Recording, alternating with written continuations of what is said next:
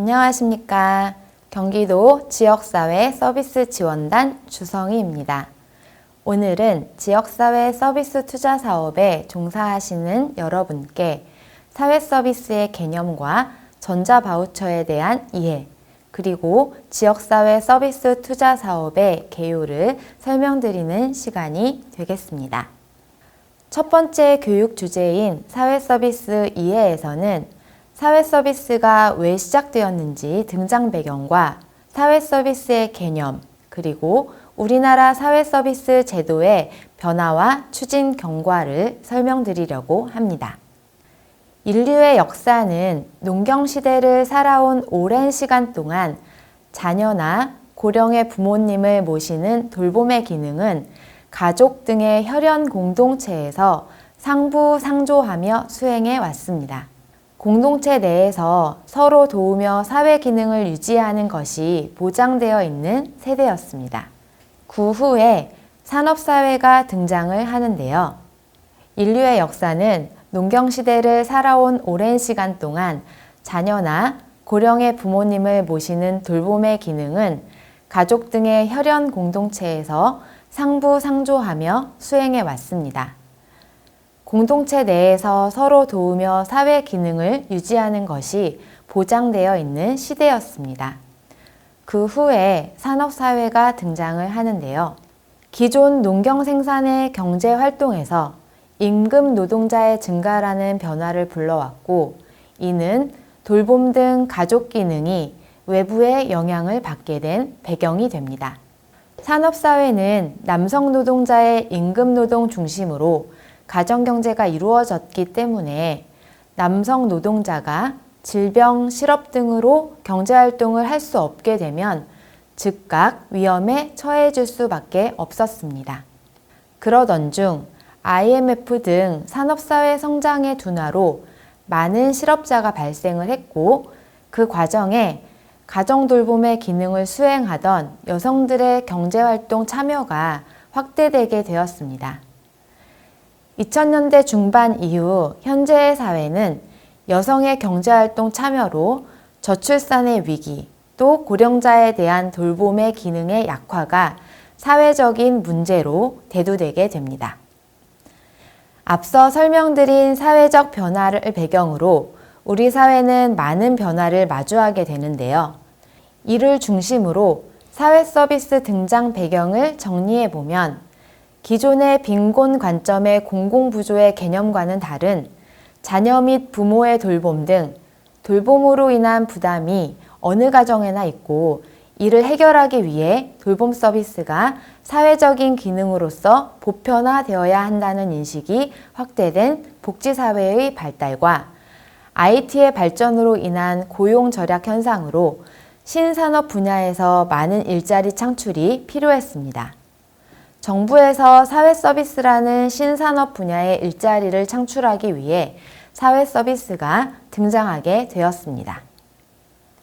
또 여성의 경제, 사회활동 참여가 대폭 증가하면서 가정의 돌봄 기능에 대한 역할을 대신할 지원 체계가 필요했기 때문에 여성들이 사회 경제 활동에 적극적으로 참여할 수 있도록 하는 지원 수단으로 사회 서비스가 증가하게 됩니다. 또 사회 서비스는 예방적 기능의 사회 투자 전략이라는 이름으로 보육, 돌봄, 재활, 교육 등 국가의 지원을 예산 배분이 아니라 예방을 위한 선제적인 투자를 통해 사후 지원에 대한 비용을 절감하고자 했습니다.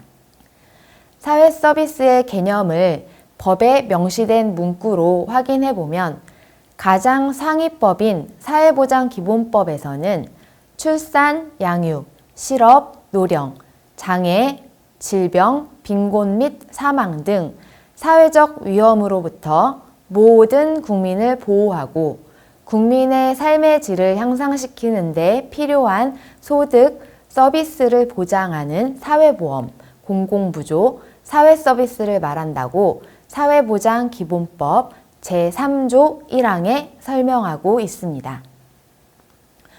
또 동법 제3조 4항에는 사회 서비스를 국가, 지방자치단체 및 민간 부분에 도움이 필요한 모든 국민에게 복지, 보건의료, 교육, 고용, 주거, 문화, 환경 분야 등에서 인간다운 생활을 보장하고 상담, 재활, 돌봄의 제공, 관련 시설의 이용, 역량 개발, 사회 참여 지원을 통해 국민의 삶이 향상되도록 지원하는 제도라고 되어 있는 것을 보면 사회 서비스 등장 배경이 법령으로 잘 표현되고 있다는 것을 확인할 수 있습니다. 또 여러분들께서 지역사회 서비스 투자 사업 제공 인력으로 활동하시는 데 근거가 되는 사회 서비스 이용 및 이용권 관리에 관한 법률 제2조에서는 사회 서비스를 사회복지 서비스와 보건의료 서비스, 그 밖에 이에 준하는 대통령령으로 정하는 서비스라고 설명하고 있어 사회복지 서비스가 사회 서비스라는 개념에 포함되어 있다는 것을 확인할 수 있습니다. 다음은 우리나라 사회 서비스의 제도가 변화된 내용을 보실 수 있습니다. 2000년대 초반까지 기존 방식의 사회 서비스 전달 체계는 공급기관 지원 방식으로 시설의 운영비를 직접 지원하는 방법이었습니다. 주변의 예를 쉽게 보실 수 있는데요. 거주시설로 분류되는 보육원, 양로원이나 이용시설로 분류되는 복지관, 지역아동센터 등 사회복지사업법에 근거하여 운영되는 시설의 지원 방법으로 보시면 되겠습니다. 2000년대 중반 이후부터는 이용자에게 직접 이용권을 지원하는 바우처 방식의 사회 서비스가 확산이 되었는데요. 여러분들께서 활동하시거나 하시게 될 지역사회 서비스 투자 사업, 노인 장기 요양 서비스, 장애인 활동 지원 서비스 등이 사회 서비스 이용권법에 근거한 이용자 직접 지원 방식의 사회 서비스입니다. 우리나라의 사회 서비스는 2007년 본격적으로 도입된 이후 굉장히 활발하게 확대되고 추진되어 왔습니다.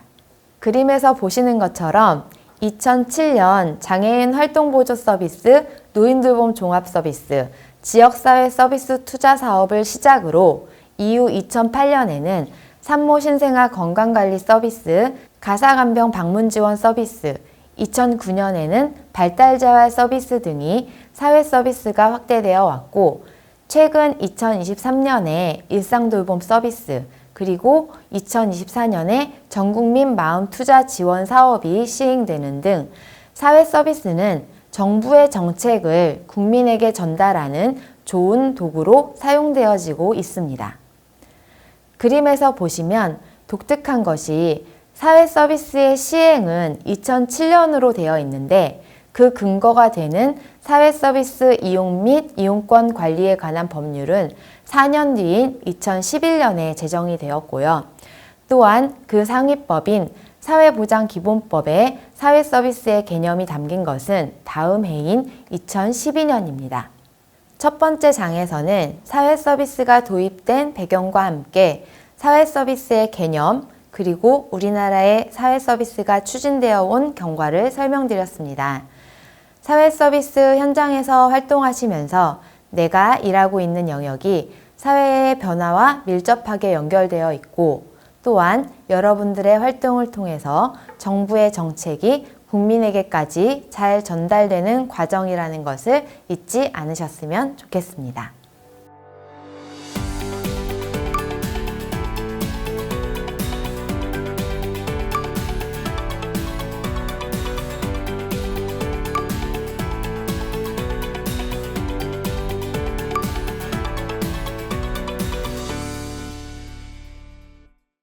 두 번째 장입니다. 이번 장에서는 전자바우처가 무엇인지 또 왜 도입되었는지 알아보겠습니다. 먼저 전자바우처는 이용권, 쿠폰이라는 의미의 독일어입니다. 바우처는 이용이 가능한 서비스의 금액이나 수량이 기재된 증서를 말하는데요. 전자바우처는 이 바우처라는 이용권의 신청, 이용, 비용 지불, 정산 등의 모든 과정을 전산 시스템으로 처리하는 바우처를 말하고 있습니다. 바우처의 특징은 세 가지로 설명드릴 수 있습니다. 첫 번째는 현금이 아님에도 이 이용권을 가지고 서비스라고 불리우는 상품을 구매할 수 있는 구매력을 가진다는 것입니다. 두 번째는 정부의 정책 목적이나 취지에 따라 선택권을 조정하거나 통제할 수 있다는 것인데요. 이것은 예를 들면 정부에서 심리상담이라는 상품을 주 1회씩 월 4회 1년간 지원하는 것으로 정하거나 또 재가 돌봄 서비스라는 상품을 월 36시간 6개월간 지원하도록 정하는 등 지원하는 상품의 종류, 양, 범위 등을 기준정보라는 이름으로 설정할 수 있다는 뜻입니다. 바우처의 세 번째 특징은 상품, 그러니까 서비스를 제공하는 공급자, 저희는 제공기관 또는 제공인력이라고 부르고 있습니다. 공급자의 자격 또는 제공기관의 기준 등을 설정할 수 있고요. 또 중요한 것은 서비스를 이용하는 수요자 또한 정책 목표에 따라서 청년, 중장년, 아동, 장애인 등 서비스의 효과에 맞도록 대상을 설정하고 있습니다. 지금부터는 전자바우처에 따른 설명을 드리겠습니다. 전자바우처는 앞에서 이용권의 신청, 이용, 비용 지불, 정산 등의 모든 과정을 전산 시스템으로 처리하는 바우처를 말한다고 했습니다. 그림에서 보시면 이용자가 거주지의 읍면동 행정복지센터를 방문해서 원하는 서비스를 신청하면 시군이 이용자를 선정을 하고 행복이움이라는 사회보장 시스템을 통해서 전자바우처 시스템으로 서비스의 신청 내역과 카드 발급 신청 정보를 전송하게 됩니다. 이용자는 서비스를 신청한 후로 2주 이내에 바우처 카드를 배송을 받게 됩니다. 사회서비스 대상 확정 통지를 받은 이용자는 발급된 바우처 카드를 가지고 제공기관에 가서 서비스 계약을 체결하고 서비스를 제공받게 되고요. 이 과정에서 이용자가 카드를 결제하면 전자바우처 시스템에서 비용 지급과 정산이 자동으로 처리되는 과정을 그림으로 확인하실 수 있습니다. 전자바우처는 이 국가 예산이 부정으로 사용되는 것을 막기 위해 도입되었습니다. 자료에 미국의 푸드스탬프라는 예시를 들어 놓았는데요. 푸드스탬프는 미국 빈곤층의 식생활을 보장하기 위한 사회 서비스로 처음에는 쿠폰북을 제공하는 바우처 형식으로 운영이 되었습니다. 이 이용권을 쿠폰으로 지급하는 이유는 현금으로 지급할 경우 식생활이 아닌 다른 곳에 타용도로 사용되어지는 것을 막기 위함인데요. 몇몇의 문제를 발생시킨 이용자와 제공자는 이 쿠폰을 50% 할인을 해서 현금으로 환전해주고 50%는 자신들이 챙기는 푸드스탬프 깡이 발생을 하기 시작했고 실제로 시애틀, 볼티모어 등에서 수백만 불의 푸드스탬프 깡이라는 부정수급 행위가 적발이 되어 징역 등의 처벌을 받는 사례가 발생했다고 합니다. 그래서 미국은 1996년에 이 푸드스탬프라는 사회 서비스에 일렉트릭의 E, 베네핏의 B, 트랜스퍼의 T를 따서 명칭한 EBT라는 전자바우처 제도를 도입하면서 종이 쿠폰을 현금 카드로 전환했고 2004년부터는 미국 전역에서 전자바우처 시스템을 도입하여 사용하고 있다고 합니다. 이 전자바우처 제도의 장점은 4가지를 들 수 있습니다. 첫 번째는 이용자가 원하는 서비스를 원하는 기간을 선택해서 이용할 수 있다는 점에서 수요자 직접 지원 방식으로 선택권을 존중한다는 점이고요. 두 번째는 이용자가 기간을 선택하다 보니 이용자의 선택을 받기 위해 제공기관은 좋은 서비스를 제공하기 위해 노력하게 된다는 점에서 공급기관 품질 경쟁으로 품질 관리를 유도할 수 있다는 점입니다. 세 번째 장점은 아무래도 서비스의 전체 과정을 전자 시스템으로 운영하다 보니 행정 비용이 절감이 되고요. 마지막은 이용자가 서비스를 신청하면서부터 이용하는 과정을 시스템화하여 재정이 투명하게 운영된다는 점을 장점으로 꼽을 수 있겠습니다. 네, 이번 장은 전자바우처가 무엇인지 이해를 돕기 위해 기본적인 개념에 대한 설명을 드렸습니다.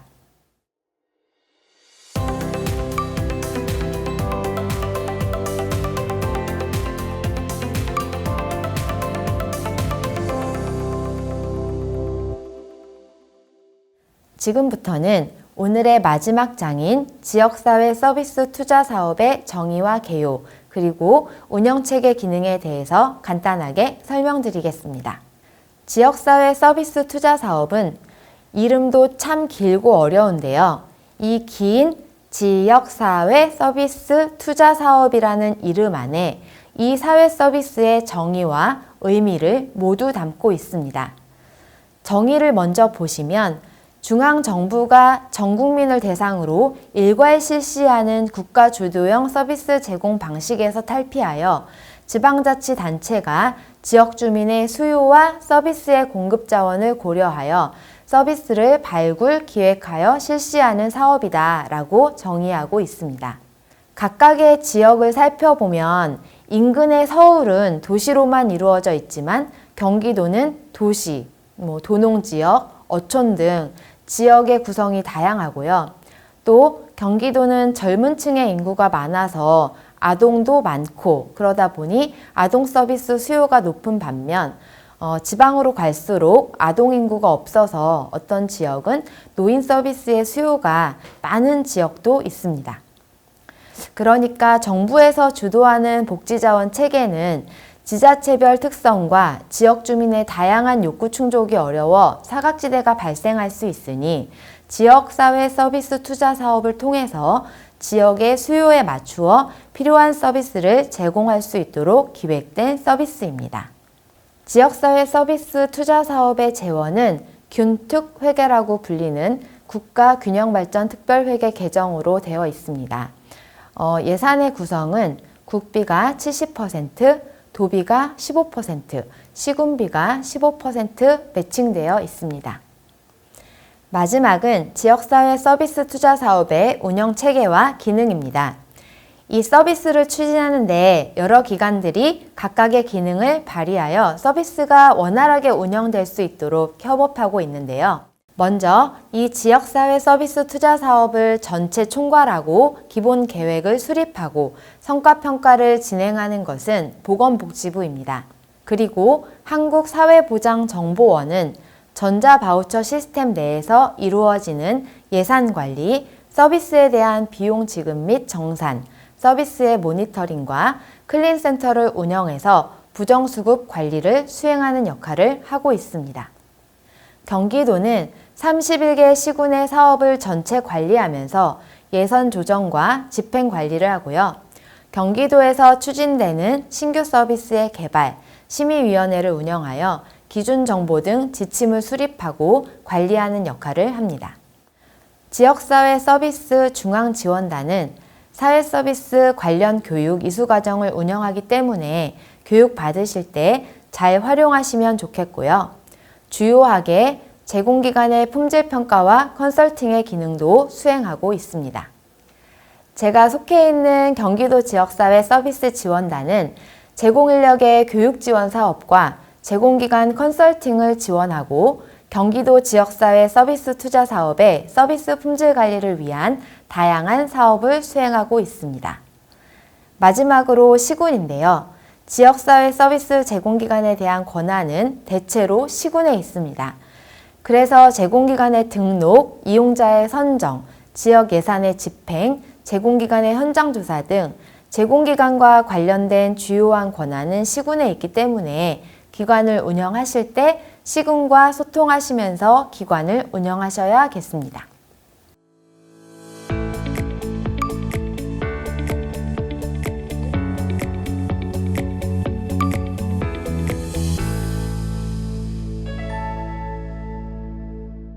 네, 제가 오늘 맡은 교육은 여기까지입니다. 현장에서 일을 하시면 지침이나 기준 정보 등에 대해서는 많이 공부하시고 관심 있게 지켜보실 텐데요. 사회 서비스에 대한 전체적인 맥락에 대한 교육은 많이 받기가 어려우실 겁니다. 오늘 이 과정을 통해서 사회 서비스에 대해서 우리 사회에 꼭 필요한 지원 체계로 이해하셨기를 바라고요. 여러분들 덕분에 경기도민이 오늘도 행복한 하루가 되기를 응원하겠습니다. 감사합니다.